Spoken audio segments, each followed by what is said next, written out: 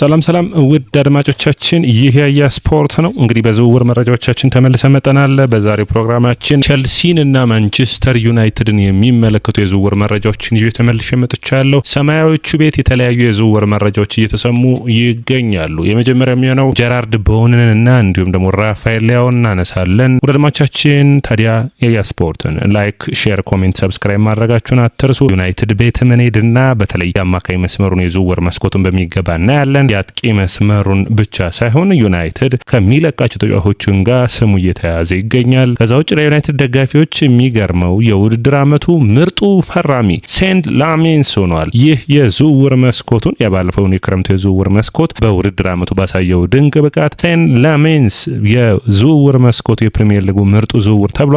ይህ ለጄሰን ዊልኮክስ እና እንዲሁም ደግሞ ለኃላፊዎቹ በጣም ጥሩ ዜና ነው። ጥሩ ምልመላ እንዳለ የሚያሳይ ነው። በተለይ ከኤሚ ማርቲኔዝ ሴንት ላሜንስን መርጠው ማስፈረማቸው በሙሉ የውድድር ዓመቱ ያሳየው ድንቅ ብቃት ለዚህ ምስክር የሚሆነው ለአድማጮቻችን ይህ ያያ ስፖርት ነው። ያያ ስፖርትን ላይክ፣ ሼር፣ ኮሜንት፣ ሰብስክራይብ ማድረጋችሁን አትርሱ። እናንተ ላይክ፣ ሼር፣ ኮሜንት፣ ሰብስክራይብ ብዙዎቹ ጋር እንድንደርስ የሚያግዘን ነው የሚሆነው። የመጀመሪያው መረጃ የሚሆነው እንግዲህ ጀራርድ ቦውንን የሚመለከት ነው። አድማጮቻችን ጀራርድ ቦውንና ቸልሲን ይመለከታል። እንደ ኢንዲፔንደንት ዘገባ ከሆነ እንግዲህ ሚጉኤል ዴላኒ ነው ኢንዲፔንደንት ላይ የሚጽፈው ለንደን መቆየት ይፈልጋል። ቤተሰቦቹ በለንደን ስላሉ ስለዚህ ከለንደን ደግሞ ከፈላጊ ቡድኖች መካከል ምርጫ ያደረገው ቸልሲ ነው። ቸልሲ ታዲያ ይህንን ተጫዋች ለማስፈረም ሁሉ ነገር ማድረግ ይፈልጋል። በሚገባ የፕሪሚየር ሊግ ልምድ አለው። በተለያዩ ቦታዎች መጫወት መቻሉ አምና ያስመዘገበው የቁጥር መረጃዎችን ስታዩ እንኳን በሁሉም ውድድሮች 19 ጎሎችና 13 አሲስቶችን በፕሪሚየር ሊጉም ጥሩ ፐርፎርማንሱን አሳይቷል። ይህ ለአንድ ዓመት ብቻ አይደለም፣ ላለፉት ዓመታቶች አስደናቂ ብቃቱን አሳይቷል። ይህ ተጫዋች ታዲያ አሁን በቸልሲ እይታ ውስጥ ወድቋል። ታዲያ ቸልሲዎች ይህንን ተጫዋች የ29 ዓመት መሆኑ ትንሽ ለቸልሲ እድሜው ያለፈ ይመስላል። ነገር ግን ቸልሲዎች በትክክለኛ ተጫዋቾችን የሚለቁ ከሆነ ተጫዋቹ ተመራጭ ቦታ ይሆናል ተብሎ ይገመታል። ጀራርድ ቦውን እንግዲህ 29 ዓመቱ ላይ ነው የሚገኘው። ከእንግሊዝ ብሔራዊ ቡድን ጥሪ ያለመቅረቡ ያሳዝናል። በግራ በቀኝ በሁሉም መስመሮች በማጥቃት እስከ 9 ቁጥር ድረስ መሰለፍ የሚችል ነው። ጥሩ ፐርፎርማንስ ካላቸው የፕሪሚየር ሊጉ ተጫዋቾች ውስጥ አንዱ ነው። አቨሬጅ በእያንዳንዱ ጨዋታ 7.1 ነው። ስኮሪንጉ፣ አጨራረሱ፣ ፕሬስ ማድረግ አቅሙ፣ ጠንካራ ሰራተኝነቱ ጥሩ የሚባል ነው። ነገር ግን ይህ ተጫዋች ቸልሲ ምርጫ ያደርጋል ወይ? የዋጋ ጉዳይ በሁለቱም ቡድኖች መካከል አስቸጋሪ ያደርገዋል። ጀራርድ ቦውን እንግዲህ ቸልሲ ለመክፈል የሚፈልገው 40 ሚሊዮን ፓውንድ ነው። በተቃራኒው ደግሞ ዌስትሃም የሚፈልገው 50 ሚሊዮን ፓውንድ ነው። ቸልሲ ትንሽ አስቸጋሪ የሚያደርገው የሚመስለኝ ዋጋው ብቻ ሳይሆን ሌላኛው አስቸጋሪ ሁኔታ ለቸልሲ የሚሆነው ደሞዙ ነው። ይህ ተጫዋች እንግዲህ ከፍተኛ ደሞዝ መጠየቁ የማይቀር ይሆናል ተብሎ ይታሰባል። አድማጮቻችን ሌላኛው መረጃ የሚሆነው ቸልሲ የግራ መስመር ተጫዋች እንደሚፈልግ በግልጽ ይታወቃል። ባለፈው ክረምት እንግዲህ ያስፈረማቸው ጀርሚ ባይኖ ጊተንስ እንዲሁም ደግሞ አሊያንድር ጋርናቾ ጥሩ ፐርፎርም በውድድር ዓመቱ ላይ እንዳላደረጉ ታይቷል። ታዲያ ይህንን ችግር ለመቅረፍ ራፋኤል ሊያው ከሚላን ተመራጭ ተጫዋች ሆኗል። ነገር ግን ራፋኤል ሊያውን ስናነሳ አርሰናልም ማንቸስተር ዩናይትድም ቸልሲም የዚህ ተጫዋች ፈላጊ ናቸው። ራፋኤል ሊያው 26 ዓመቱ የፖርቹጋል የግራ መስመር ተጫዋች አስደናቂ ፍጥነቱ፣ የድሪብል ብቃቱ እንዲሁም ደግሞ አሁን በዓለም መድረክ ላይ በተለይ የግራ መስመር ተጫዋች እንደጠፋ ብዙን ጊዜ እያየን የምንገኘው ሚላንን መልቀቅ ይፈልጋል። ለኔም ለሚላንም አሁን የምለቅበት ትክክለኛው ጊዜ ነው ብሎ ያምናል።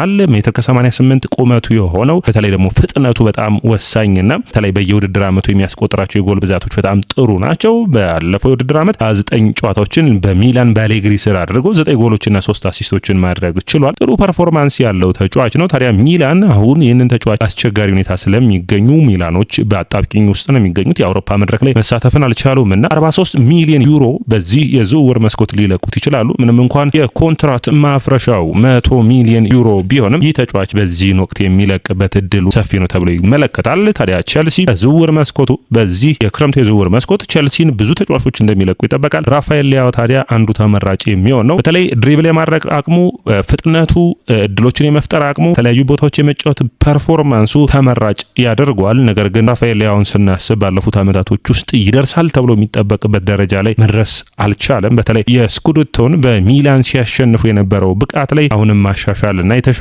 ብቃቱን ራሱን ማግኘት እንዳልቻለ ግን ቁጥራዊ መረጃዎቹ ብቻ ሳይሆን የልጁ ብቃትም የሚያሳይ ነው የሚሆነው። ታዲያ አሁን የተጫዋቹና የቸልሲ ውሳኔ የሚጠብቅ ይሆናል። ነገር ግን በቸልሲዎች ዘንድ ይህንን ተጫዋች ለማስፈረም ፍላጎት አለ። ደሞዙ ትንሽ አስቸጋሪ ሊሆናል። ዩናይትድ ቤት ከሄደ የኩኛ ተጠባባቂ ሊሆን ይችላል። አርሰናል ቤት ደግሞ ተመራጭ ሊሆን የሚችልበት አለ። ነገር ግን አርሰናሎችስ ምርጫቸው እሱ ነው ወይ? ሌላኛው ጥያቄ ነው። ቸልሲ በዚህ ክረምት አሊያንደር ጋርናቾና ፔድሮ ኔቶን በዝውውር የሚለቁበት እድል አለ። ነገር ግን ትክክለኛ ፈላጊ ቡድን ከመጣ ነው። አሊያንደር ጋርናቾም ሆነ ፔድሮ ኔቶ በዚህ ክረምት ቸልሲን ይለቃሉ ተብሎ ከሚጠበቁ ተጫዋቾች ውስጥ ሁለቱም አንዱ ናቸው። አሊያንደር ጋርናቾን በሚመለከት ማንቸስተር ዩናይትድ 10% ከቀጣዩ ሽያጭ ላይ ስላለው ቸልሲ ከፍተኛ ገንዘብን ይጠይቃል ተብሎ ይጠበቃል። ይህንን ታዲያ ዝውውር ማን ያሳኳል የሚለው ነው። ሌላኛው ፔድሮ ኔቶን የሚመለከት ነው። ቸልሲ ፔድሮ ኔቶን በዚህ የዝውውር መስኮት ላይ ማለት ነው መልቀቅ ፍላጎት አላቸው። ነገር ግን ማን ፈላጊ ሆኖ ሊመጣ ይችላል የሚለው በቸልሲዎች ዘንድ ትንሽ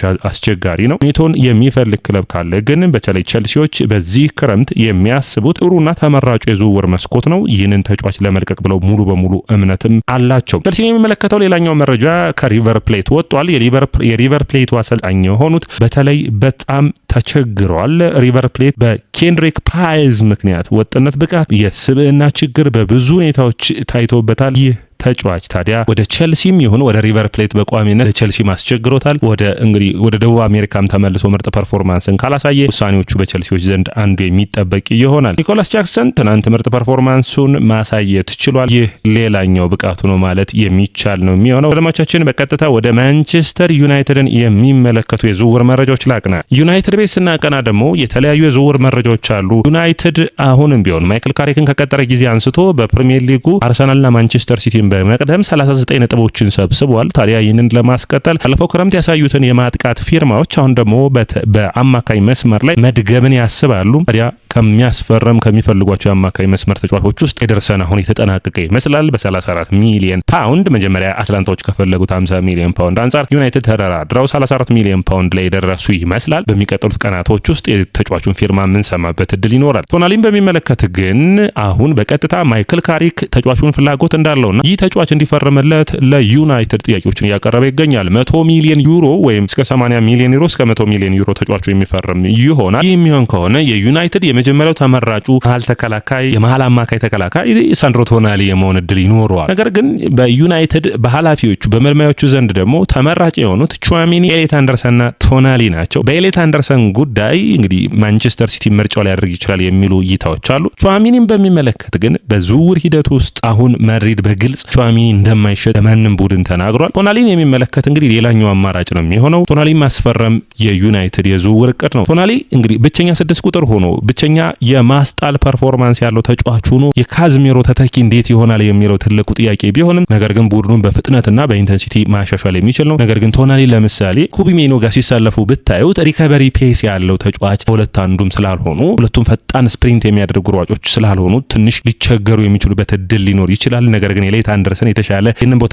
ለመሸፈን ይቻላል። ነገር ግን ቶናሊን ካስፈረሙ ማቲያስ ፈርናንዴዝ ላይ በጣም መፍጠን ይጠበቅባቸዋል። በኔ እይታ ማቲያስ ፈርናንዴዝ የሚመጣ ከሆነ ከቶናሊን ጋር እንዲሁም ደግሞ ከኩቢሜኖም ጋር መሰለፍ የመቻል ብቃት ይኖረዋል። ማቲያስ ፈርናንዴዝ ሪከቨሪ ፔስ አለው፣ የተለያዩ ቦታዎችን የመሸፈን አቅም አለው። ስለዚህ ይህንን አይነት ፊርማ የሚያስፈልገው ይመስለኛል። ሌላኛው ዛሬ የወጣው መረጃ ኤደን ሃክኒን የሚመለከት ነው። የቀድሞ አሁን በሚድልስቦሮ የሚገኘው የ23 ዓመቱ እንግሊዛዊ የአማካይ መስመር ተጫዋች ታዲያ ማይክል ካሪክ ስር ያለፉትን ዓመታቶች ተጫውቷል። ዘንድሮ ብቻ ነው ካሪክ ከሚድልስቦሮ አሰልጣኝነቱ መልቀቁን ተከትሎ በውድድር ዓመቱ በ39 የቻምፒዮንሺፕ ጨዋታዎች 5 ጎሎችና 7 አሲስቶችን ማድረግ የቻለው ኤደን ሃክኒ በጣም ጥሩ ብቃት ያለው ነው። በፓስ ሬንጁ፣ በቴክኒካል ኢንተለጀንሲው፣ በወጥነት፣ በጠንካራ ሰራተኝነቱ ጥሩ የሚባል ቢሆንም ነገር ግን የፕሪሚየር ሊጉ የሚፈልገውን የአካል ብቃት፣ ወጥነት እንዲሁም ደግሞ በሌሎች ቡድኖች እንጂ የቻምፒዮንሺፕ ፕሩቭን የሆነ ተጫዋች ለዩናይትድ በቀጥታ ውጤታማ ይሆናል ወይ የሚለው ትልቁ ጥያቄ ነው። ታዲያ ከዩናይትድ ጋር ስሙ እየተያዘ ነው። ካሪክ ይህንን ተጫዋች ማምጣት አለብን፣ ሊያልፈን አይጠበቅም ወይም አይገባም የሚል አስተያየትን ሰጥቷል። አሁን በኔ እይታ ሶስተኛ ፈራሚ ቢሆን ኤደን ሃክኒ እንዲሁም ደግሞ ማቲያስ ፈርናንዴዝ እና ቶናሊን ማስፈረም የሚችሉ ከሆነ ዩናይትዶች ጥሩ ነው። ነገር ግን ኤደን ሃክኒ ለምሳሌ ማቲያስ ፈርናንዴዝ እና ኤደርሰን የሚሆን ከሆነ ሁለት ፕሪሚየር ሊግ ፕሩቭን ያልሆኑ ተጫዋቾች ከአንድ የፕሪሚየር ሊግ ፕሩቭን ተጫዋች ጋር ትንሽ የሚያስቸግር ይሆናል ብዬ አስባለሁ። ለአድማቻችን ዩናይትድን በሚመለከተው ሌላኛው እንግዲህ የምናነሳው ራፋኤል ሊያዋ ላይ ፍላጎት እንዳላቸው በመጀመሪያው አስተያየታችን አቅርበናል። ሌላኛው ማኑኤል ኡጋርቴና እንዲሁም ደግሞ ታይለር ፍሌቸር እንግዲህ ጥሪ ቀርቦላቸዋል በብሔራዊ ቡድን። ኡጋርቴን በሚመለከት እንግዲህ ዩራጋይ ጥሪዎችን አቅርቦታል። ማኑኤል ኡጋርቴን በሚመለከት ሌላኛው መረጃ ጋላታሳራይ 28 ሚሊዮን ዩሮ ይዞ ዩናይትድ ጋር ቀርቧል። ነገር ግን ዩናይትድ በዚህ ሁኔታ ላይ ደስተኞች አይደሉም። ዩናይትድ አትሊስት 40 እና 30 ሚሊዮን ዩሮ ይፈልጋሉ። በተለይ ለኤደርሰን ያወጡትን ዋጋ በዚህ ተጫዋች መተካትን ያስባሉ። ነገር ግን ማን ያንን ገንዘብ ያቀርባል የሚለው ሌላኛው ጥያቄ ነው የሚሆነው። ታይለር ፍሌቸር እንግዲህ የፍሌቸር ልጅ ነው። ለስኮትላንድ ብሔራዊ ቡድን ጥሪ ቀርቦለታል። ለዩናይትድ ዋናው ቡድን ብዙ የመጫወት እድልን ባያገኝም ይህ ጥሪ ትልቅ ጥሪ ነው ለዚህ ታዳጊ። ወዳጆቻችን ሌላኛው መረጃ የሚሆነው ዩናይትዶች ማቲያስ ፈርናንዴዝ ፔድሮን ከሊል በ30 ሚሊዮን ዩሮ ለማስፈረም ያስባሉ። ይህ የ21 ዓመቱ ተጫዋች በተለይ በማጥቃቱ ረገድ በጣም የሚያግዝ ነው የሚሆነው። በሁሉም መስመሮች መጫወት መቻሉ በጣም ተመራጭ ያደርገዋል። ግራውን ቀኙን መሀል አጥቂ መሆን መቻሉ ስለዚህ በሚገባ ለማቲያስ ኩኛ ቤንች የመሆን አቅም ይኖረዋል ብለው ያስባሉ። በሊግ 1 ዘንድሮው የውድድር ዓመት ታዲያ ጥሩ ብቃቱን አሳይቷል። በተለያዩ ቦታዎች መጫወት መቻል ጥሩ ፐርፎርማንስ ቢኖረው ፕሪሚየር ሊጉ ፕሪምን አይደለም። ነገር ግን እንደ ቤንች ጥሩ የሚባል የዩናይትድ ቆይታ ይኖረዋል ተብሎ ይታሰባል። ማርከስ ራሽፎርድን በሚመለከት ባርሴሎና ቀለል ያለ የዋጋ ማቅረብ ፍላጎት አላቸው። አርሰናል ፈላጊ ሆኖ መጥቷል። ዩናይትዶች ግን ይህንን ዝውውር የመስማት ፍላጎት የላቸውም። አርሰናልን ማጠናከር የመጀመሪያ ተመራጭ ዓላማቸው ስላልሆነ ባየርን ታዲያ ሌላኛው አማራጭ ነው ለማርከስ ራሽፎርድ የሚቀርብ ይሆናል። በተለይ ከአንቶኒ ጎርደን ጋር በተያያዘ ከዝውውሩ ስለወጡ፣ ሁለተኛም ጃክሰንንም ያንን ያክል ገንዘብ መክፈል ስለማይፈልጉ ባየርኖች የባርሴሎናን ዋጋ አቅርበው ተጫዋቹን የመውሰድ እድል ሊኖራቸው የሚችልበት እድል አለ። ወዳጆቻችን የስፖርትን ላይክ፣ ሼር፣ ኮሜንት፣ ሰብስክራይብ ማድረጋችሁን አትርሱ።